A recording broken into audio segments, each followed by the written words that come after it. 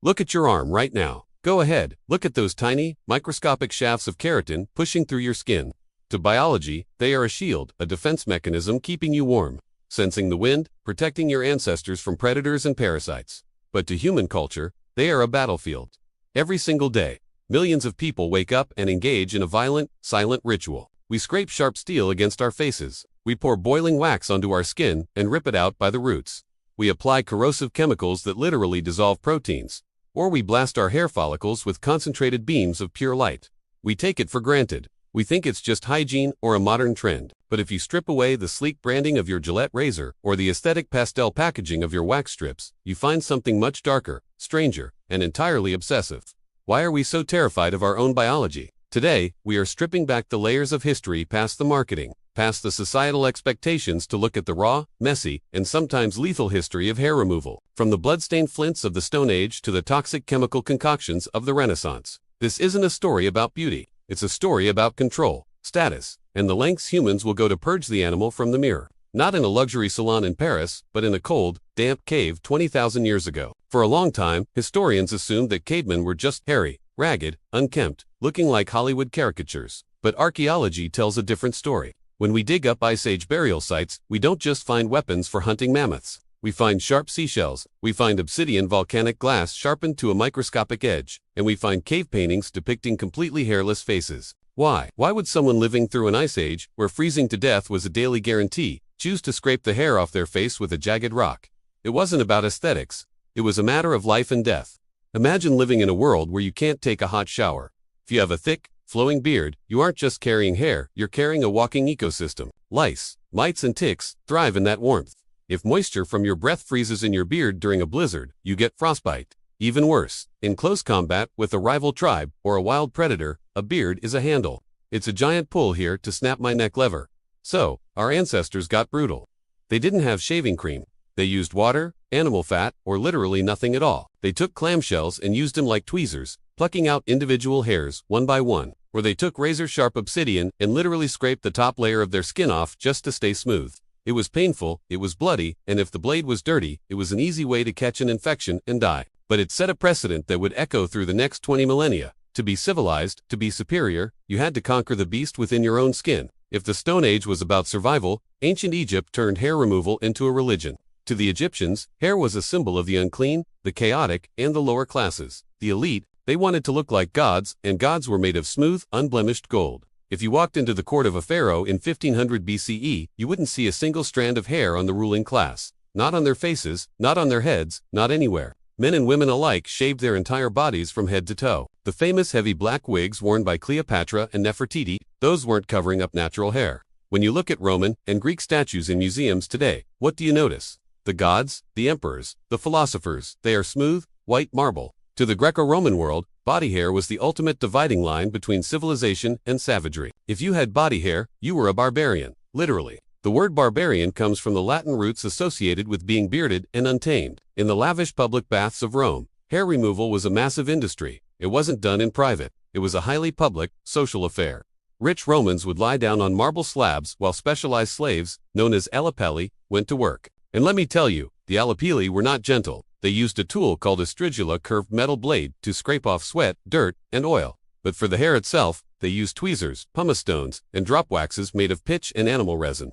The Roman philosopher Seneca actually complained about this in his letters. He lived above a public bathhouse, and he wrote about how annoying it was to hear the constant noise. He described, and I quote, the skinny armpit plucker, whose cries are shrill to draw attention, never silent except when he is plucking armpits and making his victim yell instead of himself. Imagine walking down a Roman street and just hearing the echoes of wealthy men screaming in agony as their armpit hair is ripped out by the roots. But here's the twist, and this is where the history of hair removal gets deeply gendered and political. In Rome, while elite men shaved their faces to look refined, a completely hairless body on a man was sometimes viewed with suspicion. It could imply softness or vanity. But for women, the standard was absolute. A respectable Roman woman was expected to have zero body hair. Pubic hair was completely taboo. It was associated with youth, purity, and control. Control, keep that word in mind, because as we move out of antiquity and into the Dark Ages, that control takes a very bizarre turn. They were worn over completely bald, shaved skulls.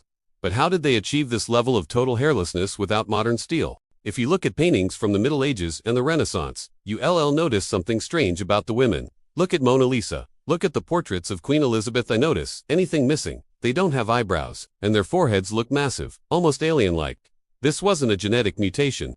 This was a brutal fashion trend. In the 14th and 15th centuries, the forehead was considered the most erotic, beautiful part of a woman's face. A high, domed, completely smooth forehead was a sign of nobility and intelligence. If your hairline naturally started lower down, you had a problem. So, women fought back against their own hair. To achieve that ultra-high forehead look, women would sit in front of mirrors and pluck their hairlines back by an inch or two. They would completely eradicate their eyebrows. But plucking hurts, and it takes time. So Renaissance women turned to chemistry. They wrote down recipes in books called Cosmetic Secrets. Here is an actual recipe recorded in the 16th century for hair removal. Boil a pint of arsenic and 1/8 of a pint of quicklime. Apply to the skin. When the skin feels hot, wash it off quickly with water, so the flesh does not burn away. Think about the desperation required to put arsenic on your face, knowing that if you miscalculate by 30 seconds, your skin will literally slide off your skull. If they didn't want to use arsenic, they used other lovely ingredients like cat dung mixed with vinegar, or bandages soaked in quicklime and sulfur. They would rub walnut oil on the foreheads of their infants, hoping to prevent the hair from ever growing in the first place. It was a culture completely obsessed with modifying the human canvas, punishing the body to fit a fleeting aesthetic ideal. For centuries, hair removal was a luxury. It was for the rich who had slaves to pluck them, or the elite who could afford dangerous chemicals. The average working-class person just lived with their hair. But everything changed in the late 19th and early 20th centuries. Why? Because capitalism realized there was a massive untapped market. Enter King Camp Gillette. In 1901, Gillette invented the safety razor for men. It was a massive success, but by the 1910s, Gillette hit a wall. They had sold razors to almost every man in America. To keep growing, they needed to double their market. They needed to target women, but there was a problem. In the 1900s, women wore long dresses that covered them from the neck to the ankles. Body hair wasn't an issue because nobody ever saw it. So, the fashion industry and the razor companies worked together to create a problem that didn't exist, just so they could sell the solution. In 1915, Gillette launched a campaign for a new razor called Milady de Calet. At the exact same time, sleeveless dresses were introduced into mainstream fashion. Advertisements started appearing in high society magazines like Harper's Bazaar, declaring that underarm hair was objectionable, unhygienic, and a social embarrassment. Look at the wording they used. They didn't say, "Hey, try this new style." They used shame. They made women feel that their natural bodies were inherently defective. Within a decade, underarm shaving became mandatory for the modern woman. Then came the 1940s and World War II. There was a global shortage of nylon, meaning women could no longer buy stockings.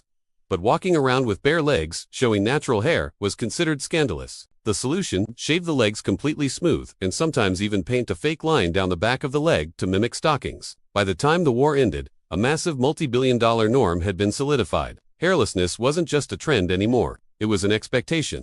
As the 20th century progressed, technology caught up with our obsession.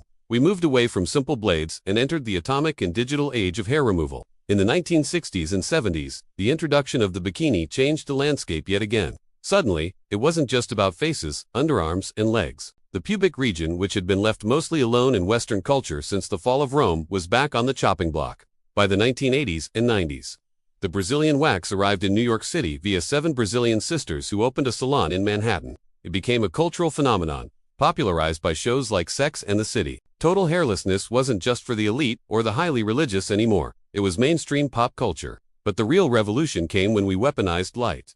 Laser hair removal, developed in the late 20th century, is arguably the most advanced psychological victory humans have ever had over their own biology. Think about what it actually is. We take a machine that emits a specific wavelength of light. This light passes through the skin and is absorbed specifically by the dark pigment, the melanin in the hair root. The light turns into intense heat, effectively cooking the follicle from the inside out so it can never grow hair again. We are literally using science fiction technology to permanently alter our evolutionary biology, all because we don't like the look of a shadow on our skin. Today, hair removal is an industry worth over $4 billion annually. We have electric epilators that rip out dozens of hairs simultaneously like a mini lawnmower for your skin. We have intense pulsed light devices we can buy on Amazon and use in our bedrooms. We have normalized the pain, the cost, and the time, rarely stopping to ask why. When you look back at this 20,000-year history, you realize something profound. The tools change. We went from sharp seashells to poisonous arsenic, from steel blades to high-tech lasers. But the underlying human psychology has stayed exactly the same. We are the only animals on this planet that actively despise our own natural coats. We view our body hair as a flaw, an error of nature, a messy reminder that beneath our clothes, our titles, and our technology, we are still animals. Every time we shave, wax, or laser, we are participating in an ancient, ritualistic dance. It's a dance about status, about conforming to the invisible rules of the era we live in, and about maintaining control over a body that is constantly trying to grow, change, and age. There is no right or wrong answer here.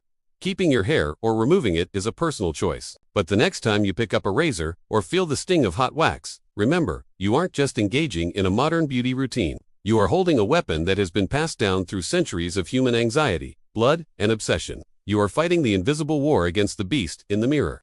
And history shows, it's a war we will never stop fighting.